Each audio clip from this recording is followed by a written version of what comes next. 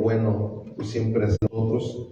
Y el día de hoy, como cada miércoles, Señor, nos da la oportunidad de estar en este recinto para seguir aprendiendo de tu palabra y seguir aprendiendo de la historia de la iglesia, mi Dios. Queremos pedirte que te manifiestes, que tu Espíritu Santo sea en nosotros y nosotros en tu Espíritu Santo, Señor, para que todo esto se pueda llevar a cabo de la mejor manera y que no salgamos de la misma manera que entramos, sino que podamos llevar más conocimiento que tú nos vas dando cada semana, Señor, en este seminario.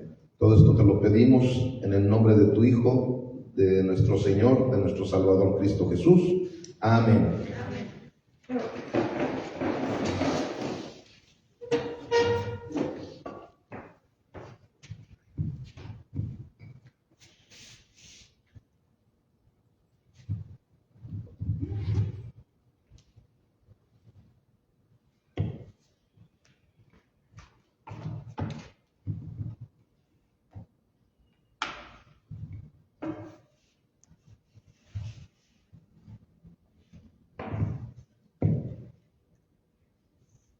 Bueno, ahí está la portada. Ahí para los que apuntan o sacan foto.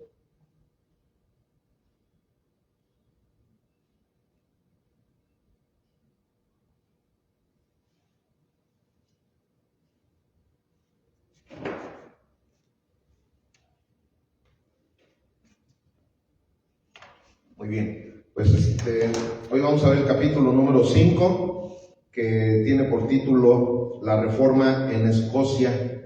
Hace 8 días, ¿se acuerdan cuál fue la que vimos? La Reforma en Suiza, ¿no? Si mal no recuerdo. Sí. Sí, ahí donde vimos la historia de Juan Calvino y todo eso. Hoy vamos a ver la Reforma en Escocia. Recuerden que estamos ya en la última etapa de nuestro seminario de la historia de la iglesia, que es la iglesia moderna. En esta iglesia moderna también se va a dividir en 5 segmentos, y el primer segmento es la etapa de la Reforma. Entonces vamos al contexto histórico de la Reforma escocesa. Contexto histórico. La Reforma escocesa fue un movimiento religioso y político del siglo XVI que transformó a Escocia de un país católico a uno predominantemente protestante, siguiendo el modelo del calvinismo. Ocurrió principalmente entre 1557 y 1560. Aunque sus efectos se extendieron durante las décadas siguientes. Aquí vemos que ya un poquito más adelante, tanto de la reforma alemana como la suiza, aquí precisamente por la misma situación tanto de Martín Lutero, de Juan Calvino, y ahorita vamos a ver uno de los personajes también más importantes de la reforma, que él fue como quien dice, el héroe de la Reforma de Escocia, e incluso dejó una de las religiones más importantes como fundada ahí en Escocia. Y bueno, vamos a aquello. Vamos a ver cuál fue la influencia europea. Las ideas reformistas de Martín Lutero, de Ulrico Zwinglio y especialmente Juan Calvino de Ginebra, ¿se acuerdan que ahí en Ginebra, incluso todo Ginebra se hizo totalmente cristiano? Llegaron a Escocia. La corrupción del clero católico. Existía un descontento general por los abusos, la riqueza y la falta de educación del clero. O sea, lo mismo que pasaba en cada lugar, lo mismo que pasó en Alemania, lo mismo que pasó en Suiza, en Francia, en todos lados, era un descontento tremendo que tenían también ahí en Escocia. Conflictos políticos. La monarquía escocesa, bajo el control de los regentes franceses como María de Guisa, estaba aliada con el catolicismo y Francia, mientras que muchos nobles deseaban acercarse a la Inglaterra protestante.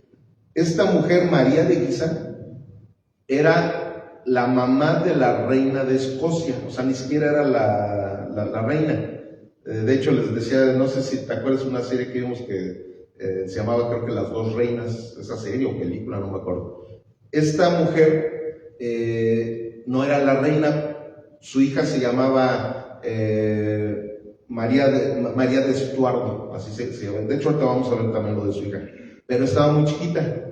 Entonces, esta señora era la que se encargaba de estar reinando ahí en Escocia, pero era parecida a la de Inglaterra. ¿Se acuerdan? La sanguinaria, porque también no hay que confundir, esta es otra, la otra era María la sanguinaria, que precisamente eran parientes, todos los ingleses, los escoceses, pues eran de la misma isla, entonces había mucha parentela entre todos ellos, y sobre todo en la realeza.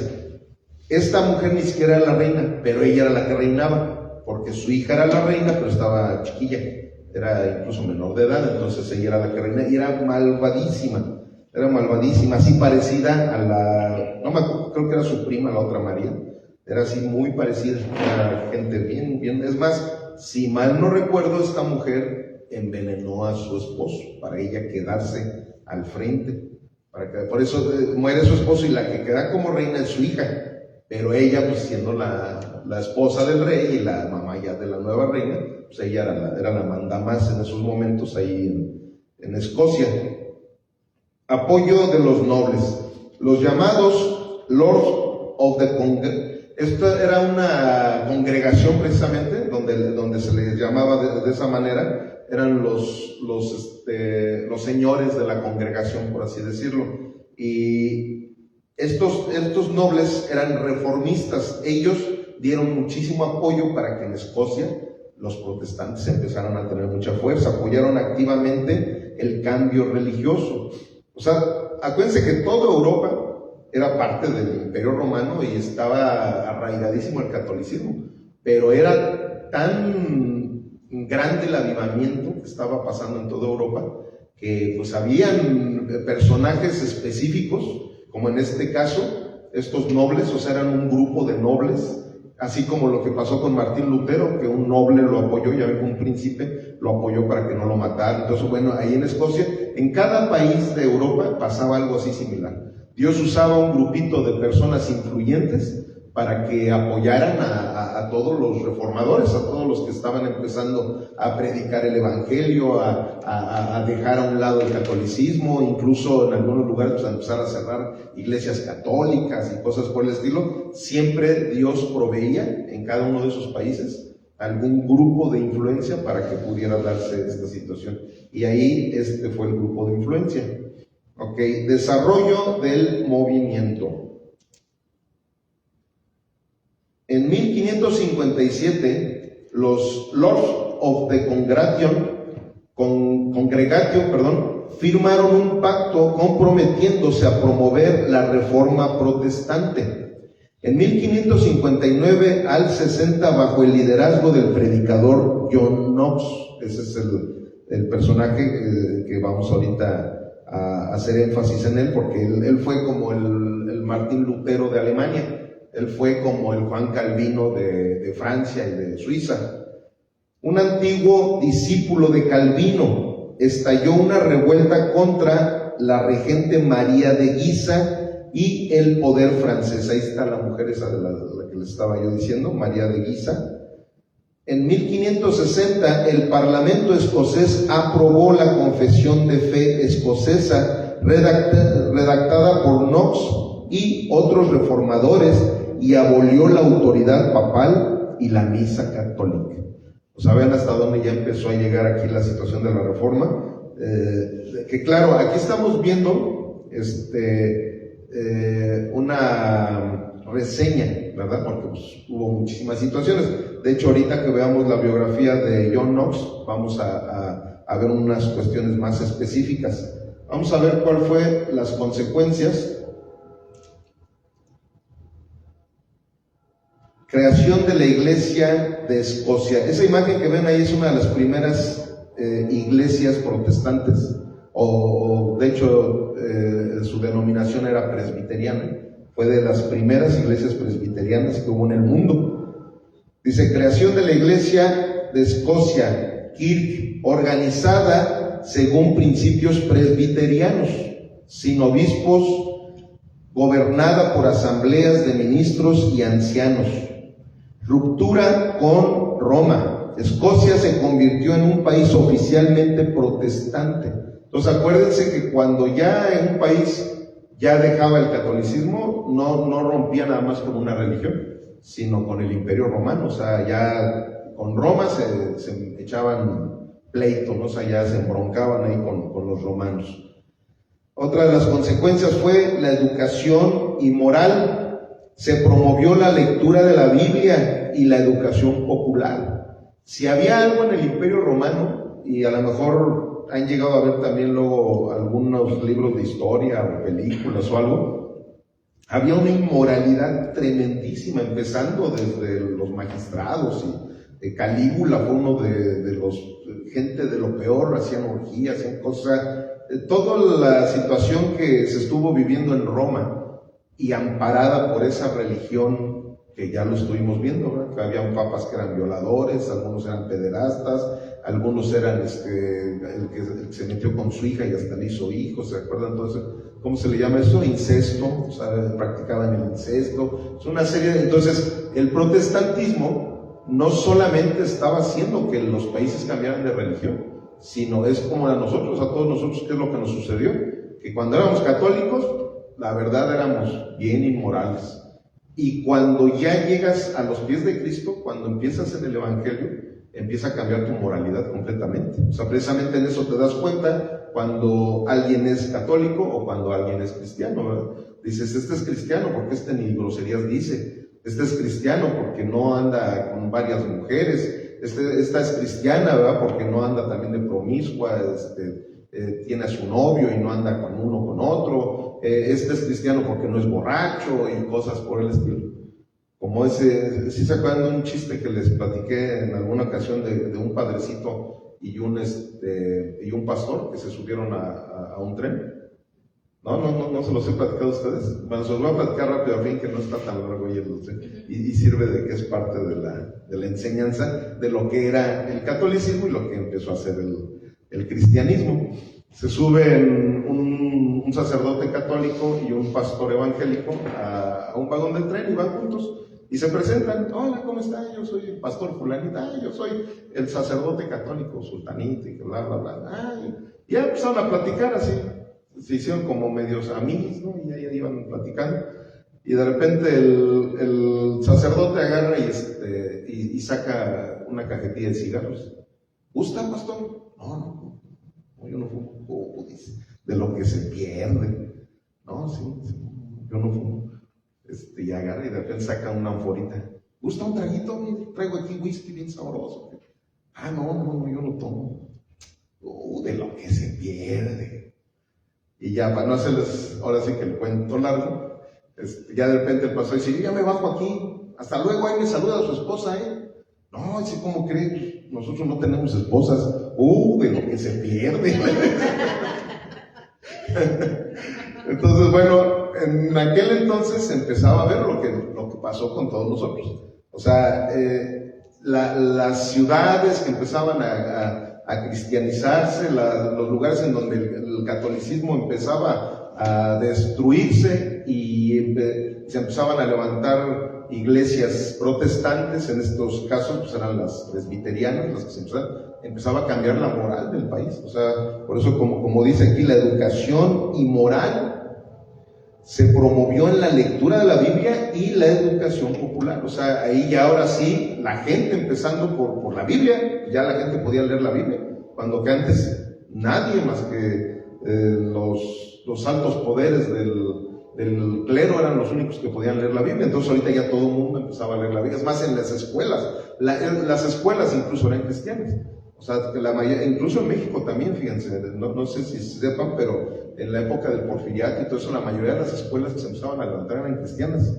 Ya después los católicos empezaron a agarrar todo eso también, ¿verdad? Por eso ahorita la mayoría de escuelas en México son católicas, pero en la época porfiriana la mayoría de las escuelas eran cristianas, así tipo como en Europa, porque ven que Porfirio Díaz traía mucho toda la situación de allá europea. Y bueno, luego los conflictos posteriores. Hubo tensión con los monarcas que intentaron restaurar el episcopado o influir en la religión, especialmente bajo Jacobo VI y Carlos I.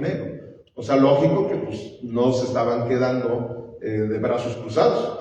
En el momento en que empiezan a darse cuenta que ya el protestantismo estaba tomando el control del país, hubo personajes como Jacobo. Acuérdense, hace 8 días hablamos de Jacobo, que les digo que de ahí venían los jacobitas. De hecho, este Jacobo, cuando mueren las dos reinas, la de Inglaterra y la reina de Escocia, él es el que se queda en todo Bretaña. O sea, él fue el que quedó en ese poderío. Por eso este hombre fue alguien muy conocido y sigue siendo muy conocido en la historia de Europa. De ahí es de donde vienen los jacobitas.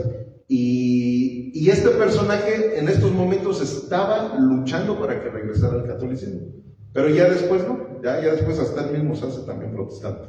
Entonces, y vamos a ver quién fue John Knox. Puro Juanito, ¿verdad? ¿Se dan cuenta cómo la mayoría de los reformadores se llamaban Juanitos? John Knox, de 1514 a 1572. Nacimiento y primeros años. Lugar: nació cerca de Haddington, en East Lothian, Escocia, hacia 1514. Educación: estudió en la Universidad de San Andrews, donde fue ordenado sacerdote católico. En su juventud fue influido por las ideas humanistas y reformistas que circulaban por Europa. Entonces, como hace 8 días que decía Richard que si los reformadores habían sido padrecitos, curas o algo, y sí, se dan cuenta, la mayoría, si no es que todos venían del clero católico. O sea, ahí fue donde ellos iniciaron y fue donde se fueron percatando de todas las porquerías que había en esa religión.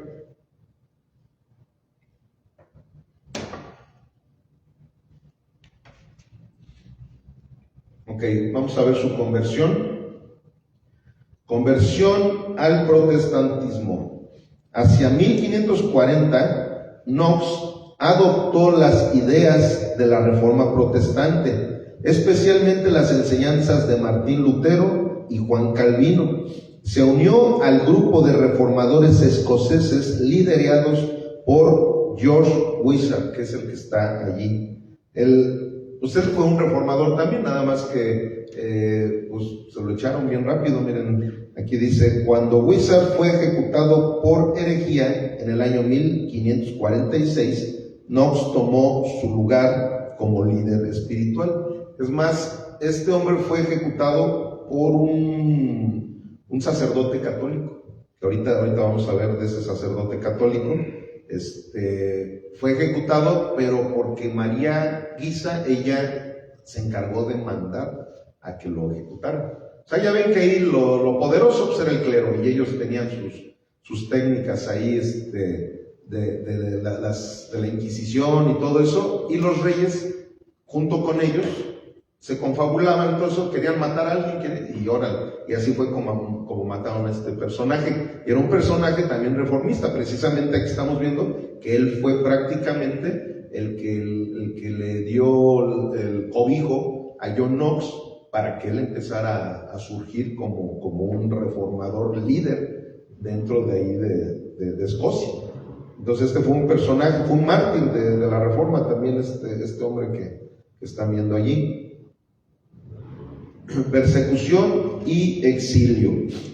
Tras el asesinato del cardenal David Batten, ese cardenal es el que mandó matar al que les acabo de decir, a George Wishart. Defensor del catolicismo, Knox se refugió en el castillo de San Andreu, que luego fue sitiado. O sea, en esos momentos empezó a estallar una guerra, así igual que pasó en Suiza, empezó a estallar una guerra, nada más que aquí sí, pues ya los protestantes eran la mayoría, pero estos cuates todavía seguían haciendo las suyas, a tal grado que John Knox dijo: no, pues ahí nos vemos, porque no me va a pasar lo mismo que a mi antecesor. Así, de la misma manera que lo mataron, mejor me voy a refugiar, y ya se fue a refugiar ahí al castillo de San Andreus, que luego fue sitiado. En 1547 cayó prisionero de los franceses y fue condenado a remar como esclavo en las galeras durante 19 meses. Fíjense, este hombre, John Knox, estuvo ahí, ya ven en las películas, ahí que los ponen, y ahí estuvo, así en los barcos, estuvo pues encarcelado ahí, o sea, precisamente ¿por qué? Pues porque él era un reformador y todavía tenían esa influencia católica, todas estas gentes, para poder hacer de las suyas. Luego fue liberado en 1549, se exilió en Inglaterra, donde predicó en iglesias reformadas bajo el reinado de Eduardo VI. Ahí sí ya en Inglaterra, acuérdense pues, de todo lo que vimos, ahí ya el cristianismo era el número uno y él ya libremente, así parecido también como lo que pasó con Juan Calvino. Ya ven que a Juan Calvino también de Suiza lo empezaron a perseguir y fue cuando se pasó, no, más bien de Francia y se pasó a Suiza, y que ahí ya en Ginebra y todo eso fue donde hizo toda su carrera Juan Calvino. Algo así le estaba pasando a John Knox. Entonces él se fue a refugiar ahora a Inglaterra, porque Inglaterra ya era totalmente cristiano. Entonces él se fue a refugiar ahí. De hecho, ahorita lo vamos a ver, pero si no lo vemos eso, ahí fue presente donde conoce a Juan Calvino, porque ya él empezó ahí a estar trabajando en Inglaterra y ya sin las broncas que tenía allá en Escocia. Luego, cuando la reina católica María Tudor, es la otra María, la de Inglaterra, dice, subió al trono en 1553, Knox huyó al continente. O sea, ahí acuérdense, esa María Tudor es la que decíamos que es la que era bien asesina, la que le llamaban la sanguinaria, y ella era mega católica, y cada que veía a algún protestante, luego se lo quería echar al plato. O sea, lo quería matar. Exilio en Europa. Vivió en Ginebra y Frankfurt, donde conoció personalmente a Juan Calvino y adoptó su modelo calvinista de organización eclesiástica. Allí escribió varios textos, entre ellos el polémico tratado The First Blood of the Trumpet Against the Monstrous Regimen of Woman. O sea, es algo bien feo para las mujeres. En 1558, en el que criticaba el gobierno de reinas católicas como María Tudor y María de Guisa. O sea, John Knox lo empezaron a tachar incluso así de que era un machista y todo eso, pero lo que sucede es que como él leía la Biblia, él veía que todo ese matriarcado que había en toda Bretaña, o sea, tanto en Inglaterra como en Escocia, porque ahora sí que ahí en vez de reyes, pues eran reinas, y eran unos matriarcados tremendos. Y la verdad es que sin menospreciar a las mujeres, pero precisamente como John Knox se daba cuenta de todo lo que decía la palabra de Dios en contra de que las mujeres lideraran, que fueran cabezas de su hogar, entonces él empezó a manifestarse en contra de esas reinas, porque efectivamente esas reinas hicieron cosas bien horribles en toda la isla de Gran Bretaña. Ahí hicieron cosas terribles, ahora sí que las dos Marías. Entonces él empezaba a criticar mucho esa situación, de tal manera que hizo este libro, que si más o sea yo no sé de inglés, pero creo que tú sí sabes, ¿no, Alex, de inglés? Sí. Entonces ahí, por lo que veo, el título es algo monstruoso de las mujeres, algo... Bueno, dice el primer toque de la trompeta en contra del régimen monstruoso de las mujeres. Entonces a lo mejor sí va en contra de lo que eran las reinas. Así es. Entonces él, como dice aquí, cuando la reina católica, no, ya me brinqué para allá, estoy acá de este lado.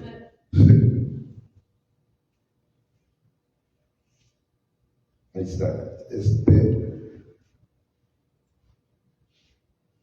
que se me brincó aquí las diapositivas.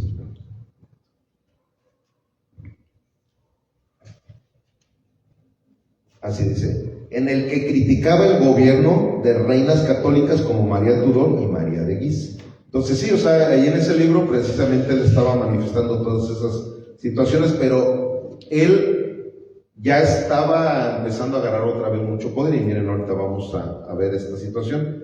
Aquí cuando él regresa a Escocia, dice: regreso a Escocia y la reforma.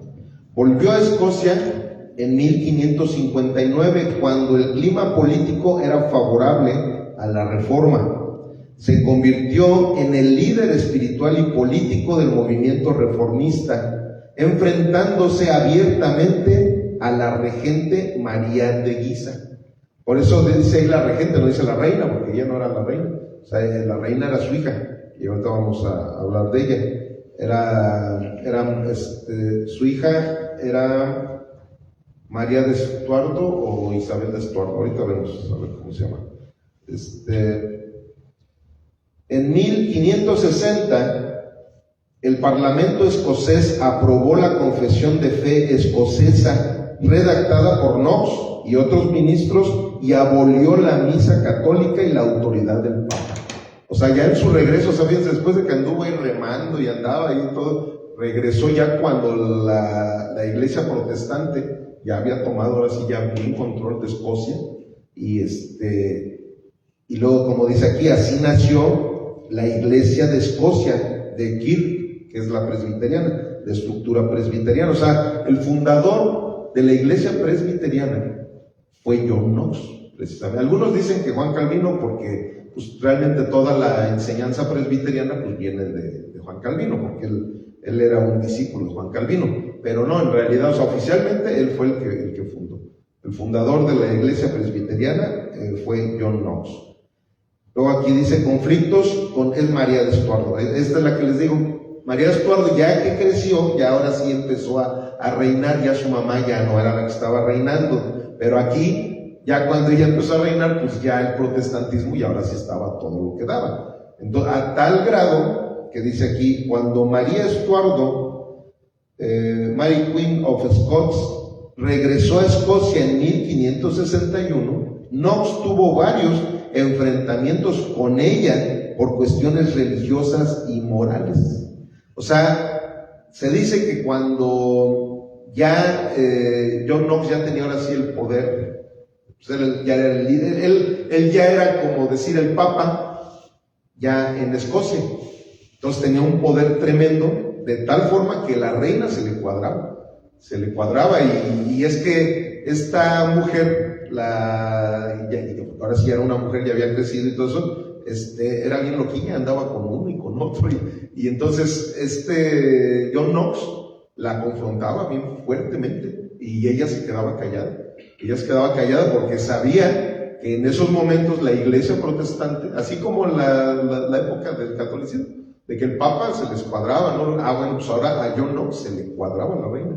Se le cuadraba y él la regañaba y le decía, y es que esto no está bien, la Biblia dice esto, la Biblia dice lo otro, y le daba unas regañizas tremendas. Knox defendía la soberanía de Dios sobre los reyes y el derecho del pueblo a resistir a un monarca impío, lo que lo hizo una figura polémica y temida. O sea, empezó de hecho, en esa serie o película que vimos de las dos reinas, me acuerdo, pues como es una película católica, ahí ponen a John Knox así como a los papas, ¿no? Lo ponen así que era así, pero bien odioso y bien, así como que muy legalista, y todo el tiempo andaba buscando a ver a quién regañar y aquí. Entonces lo ponen así como en ese plano. Pero es que en realidad, pues sí, ya él era el que tenía el poder. Él tenía el poder eclesiástico ya de esos momentos. Entonces sí era muy duro, era muy duro. Pero no era un pecador. Y toda la gente con la que él era bien tremendo, era porque eran bien pecadores. O sea, andaban en sus rollos inmorales y todo eso, delante de la sociedad, perteneciendo a la nobleza y todo, y él arrasaba con toda esa gente. O sea, eso es lo que estaba sucediendo allí, pero en realidad pues él más que nada estaba buscando ahora sí que reformar la moralidad también de su país. Últimos años y muerte. Continuó predicando y escribiendo hasta su muerte el 24 de noviembre de 1572 en Edimburgo. Fue enterrado en el cementerio de St. Giles Catedral, donde aún se le honra como un fundador del protestantismo escocés. Legado: fue fundador de la Iglesia Presbiteriana de Escocia, figura clave en la independencia religiosa y política escocesa, defensor de la educación y la lectura bíblica individual. Su pensamiento influyó en la tradición republicana y democrática escocesa y posteriormente en el puritanismo inglés y estadounidense.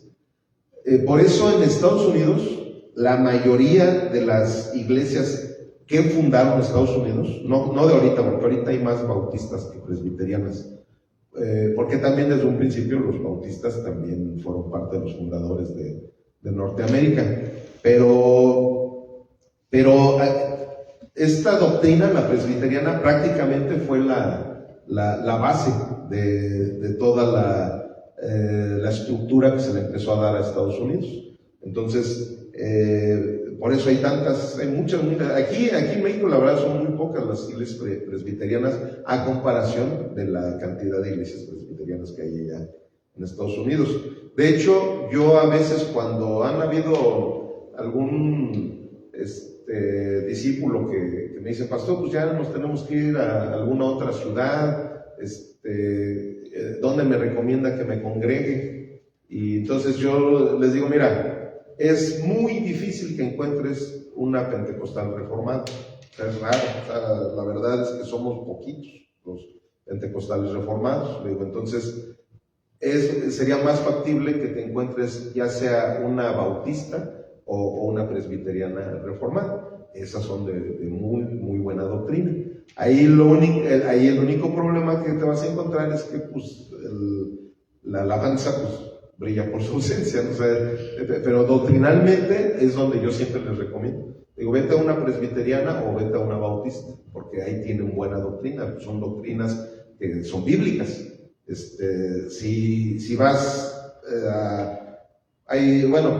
para que encuentres una buena pentecostal está bien difícil, pero luego están las interdenominacionales que no, hombre, ahí están muy mal, son demasiado legalistas, muy religiosos. Están los ortodoxos que también, o sea, la verdad yo creo que de las doctrinas así antiguas, cristianas, las más cercanas a la palabra de Dios, las más cercanas a la... No, déjame cambiar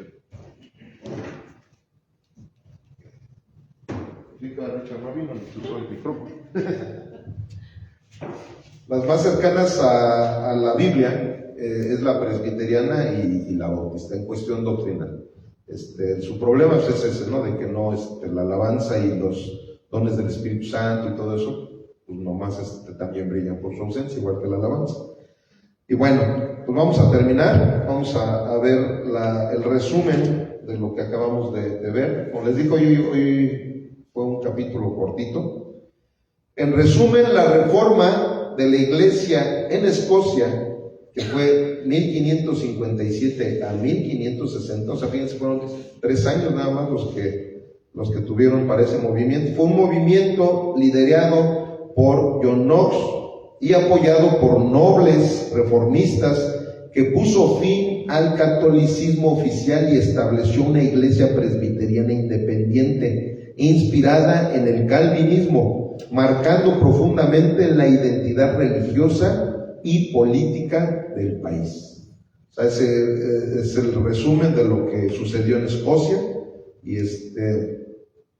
Y pues la verdad es que históricamente hablando es bien apasionante todo lo que sucedió ahí en Escocia. No sé si a ustedes les gusta también la historia de allá de Europa y todo eso, pero a mí que me gusta luego ver series, casi siempre busco así series así de época, y ya ven que les dije hace 8 días de hay de una mujer que se va 200 años antes de su época, y ahí en Escocia, precisamente, y ahí se ve también una serie de, esa que les digo de las dos reinas, sí, si mal no recuerdo se llama Las Dos Reinas, de hecho voy a buscarlas para volverla a ver, y aparece todo esto que estamos viendo, pero pues como aquí son resúmenes, pues lo damos rápido y todo eso, porque son cosas que tienen que estar ahí plasmadas en nuestros apuntes del seminario, pero sí es bien, bien interesante todo lo que se vio en esas épocas, y sobre todo que todo está empapado de la religión también. Entonces pues ahí nosotros ahí podemos estarnos cultivando también mucho de todas esas historias. Ok, ¿alguna pregunta o algún comentario? ¿No? Ok, ya para que pasemos a la oración.